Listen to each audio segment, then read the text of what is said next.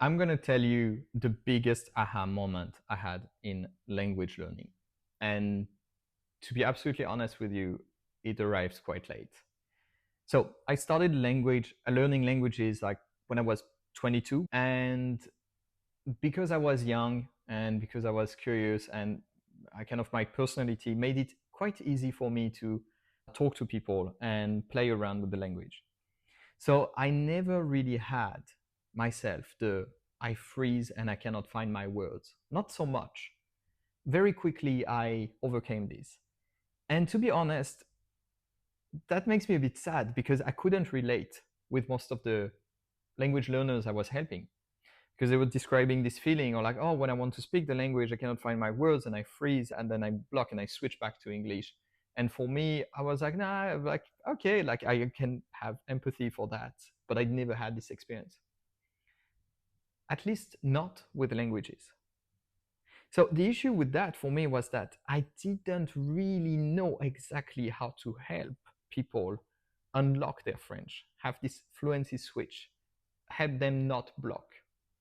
I was just trying to teach them more like mechanical reflexes. Like, okay, if you know the right phrases, just use the right phrases. It should work. And it didn't work so much. It was frustrating for me because I was like, what am I missing? And then, a few years ago, I started doing stand up comedy, kind of in a way to feel the pressure of speaking again. I wanted to experiment with communication in an extreme environment, which is really what I like. Complicated conversations, very stressful conversations. And when I started stand up comedy, I prepared my jokes perfectly. They were written intonation, poses, every gesture I had on stage was like scripted, perfectly scripted. Exactly what I was recommending to most of my students when they were having conversations. Script everything perfectly. And it worked. It worked very well.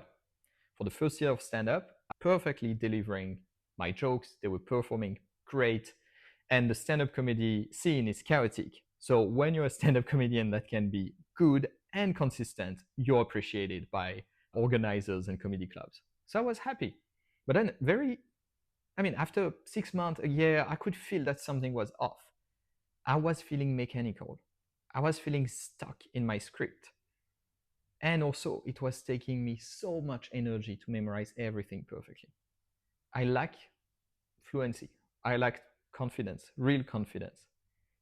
And in one moment that I will remember my whole life, I had the moment of hitting the wall and realizing how actually unprepared I was.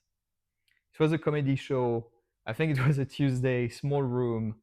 I was in an average mood. I was just going to go through my jokes. It was a bit chaotic. There were people in the back of the room that were laughing too much and not at my jokes. And I was kind of feeling like very defensive and irritated by that.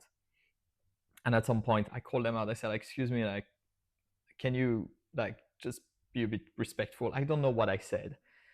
It was not funny. It was not like a good joke. It was not something that would bring the crowd with me, but I was so frustrated by them. And it kind of escalated because the guy said like, oh no, we are laughing at your joke, man, like chill. And he wasn't. I knew it because they were looking at me and laughing together off outside of my jokes. So I keep on going with my routine. And then the guy starts talking again loudly, like covering my voice. And I just yell, shut up, like really out of frustration. Not because I was so angry, but because I was absolutely stuck in my situation. I had no idea what to do.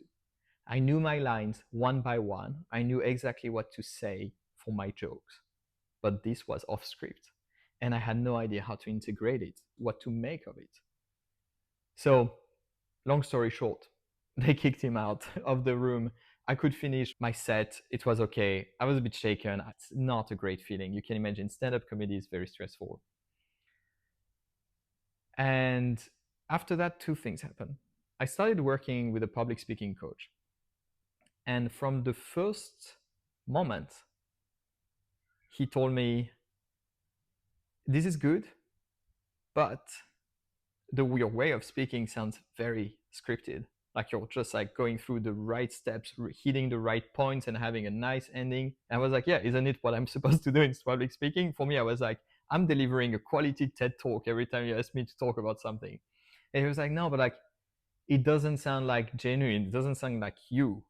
And it frustrated me so much. Why is it important? I just want to do a good job when I'm on stage. And then I learned slowly through our practice. I learned to just not think when I speak, just the way I'm doing it now. Not think, just go with the story, relive the emotions, tell the things from my perspective. And that was a big aha moment because I understood that the issue that most people have when they try to speak French, it was not about memorizing enough sentences. It was not about knowing enough French. Of course, I knew that, but like it was not even practicing recalling the phrases fast enough. It was about like relaxing and trusting yourself and not thinking. And that's the part that blew my mind. I'm very intellectual. I don't think I'm smart, honestly, but I think too much. I like concepts. I like plans. And when I learned that the key for good public speaking was just don't think, just say, it's this kind of like Zen meditation of like you're trying to grasp something that escapes you all the time. And one thing nailed the coffin for me. It was the final nail in the coffin of maybe my old way of approaching speaking or handling stressful situations. I started doing martial arts. Like I'm absolutely not a violent guy. Never had a fight. I never watched even martial arts. I had no interest in that. But I was in a situation where like it made sense to try at least once in my life. And you'll see how it connects. So I started Muay Thai, which is a quite like fast and violent martial art. It's not very elegant like judo or whatever. It's just like it's a lot of kicks. It's a lot of thinking fast. Or at least that's what I thought. So I was practicing with my trainer, and so he gives me instructions all the time, and then you have to think fast, and you have to ditch something. And at the end of the training, I was like, I was not good. I think I'm still not good, but I told him like, like what frustrates me is that I'm not able to think fast enough. And he told me like, oh no, that's not the problem. The problem is that you think, don't think.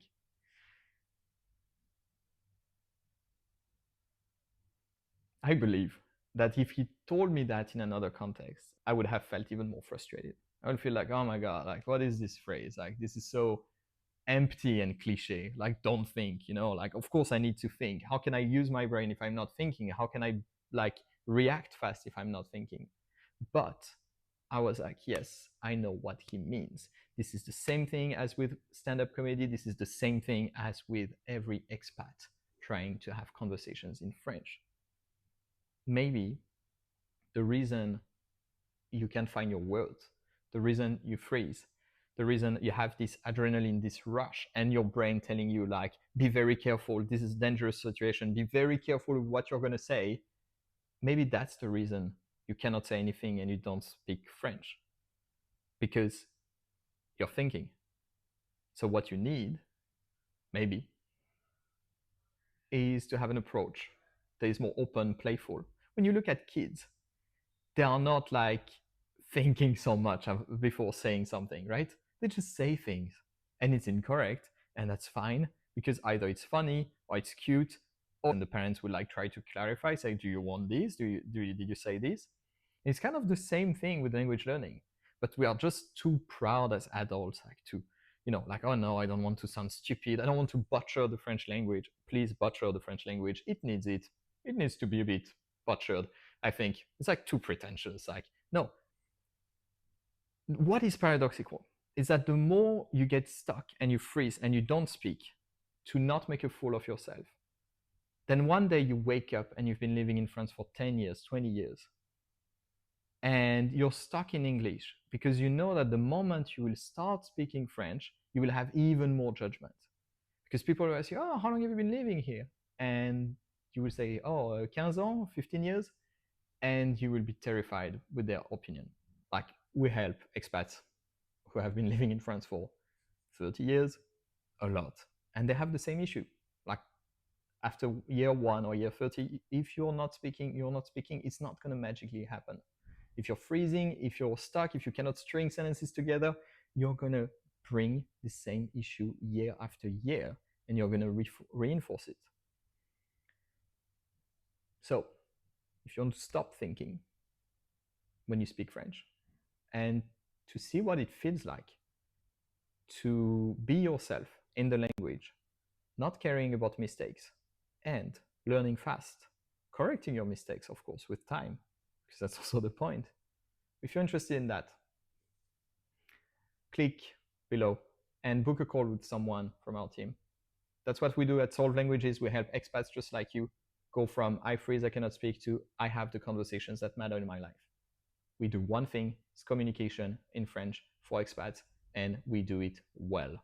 So you book the call, we have a few questions for you. Then on the call, we will design a roadmap specifically for you, with you, taking into account your situation, the goals you have, the things that you're facing in the next month.